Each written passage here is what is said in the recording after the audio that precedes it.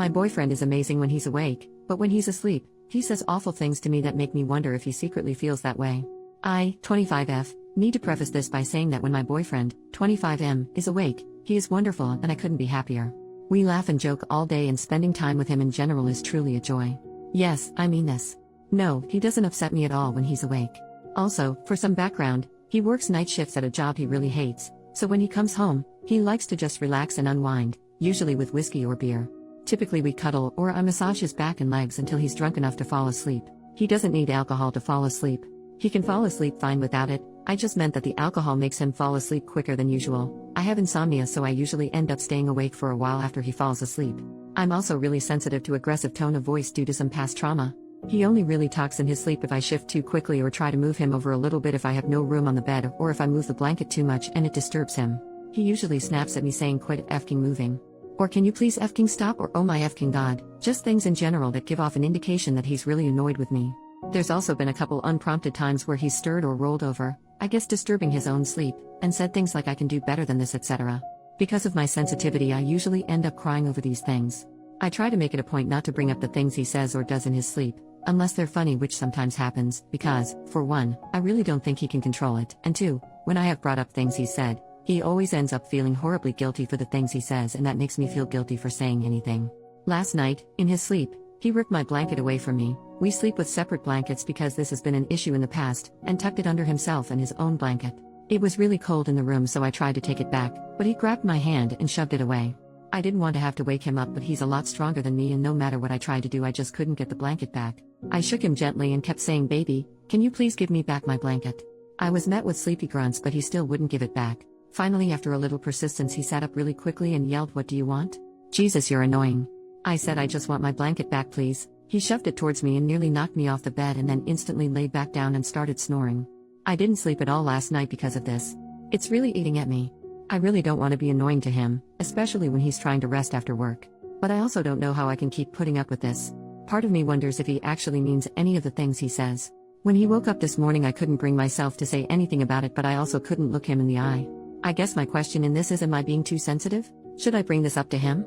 I don't know how much that would accomplish because he usually has no recollection of it and doesn't know how to control it.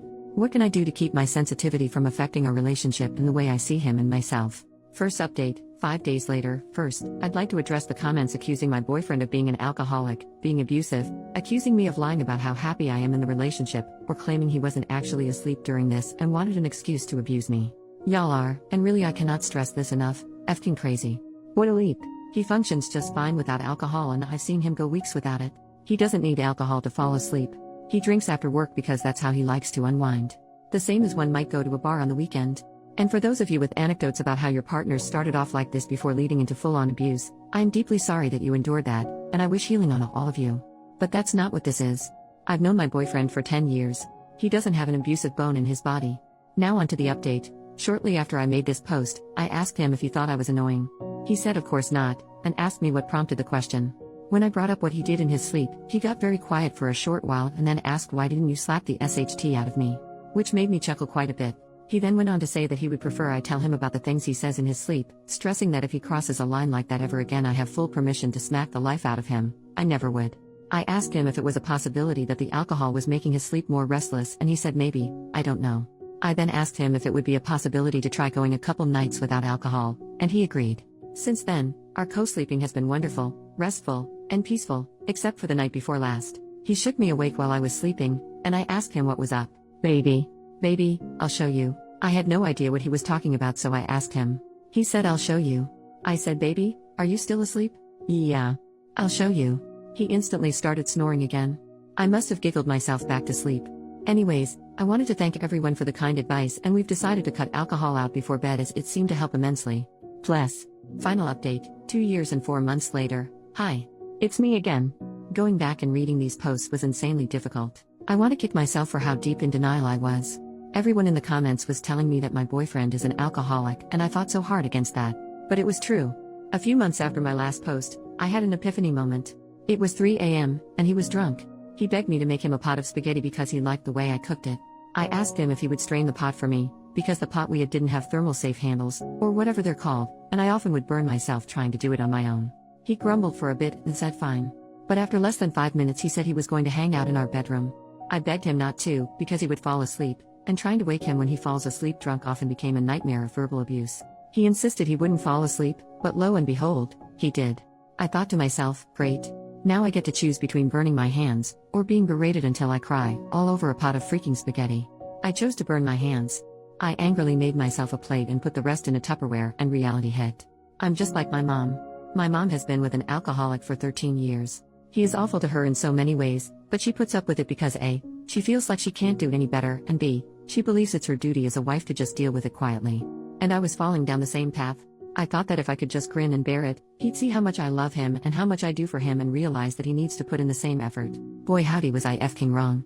I took off to a friend's house for the night and he panicked when he woke up in the morning and I wasn't there. He called me, crying, begging me to return. I unleashed all my feelings in return, and in more words told him that I didn't have much of an incentive to return, and how could I know that he'd do better. His tears turned to anger, and he screamed down the phone. It was terrifying. I ended up going back home to collect some things, and told him that I needed to separate from him because I didn't know how to help him anymore, and as deeply as I loved him, I couldn't stay and watch him kill himself any longer. I'll never forget the look he gave me. It was like I had kicked him in the stomach. I stayed with my friend for a month or so, with little to no contact with him. I ended up having to return to collect the rest of my stuff, and I noticed something strange. He had always been kind of a slob, leaving empty beer and liquor bottles on the floor beside his bed, but when I returned, by the side of his bed were only tea, soda, and water bottles. His face was less sunken, and he didn't smell like beer at all. When he went to the bathroom, I took a sneak peek in his garbage can just to be sure. It was full, but there were no signs of anything alcoholic. He caught me peeking, and asked what I was doing. He then told me that he hadn't touched alcohol since the day I left. I was shocked. We ended up sitting and talking for a while. He said being sober was hard and he had the shakes all the time, and he missed me. I missed him too. I've been infatuated with him since I was 13, those feelings weren't going away anytime soon.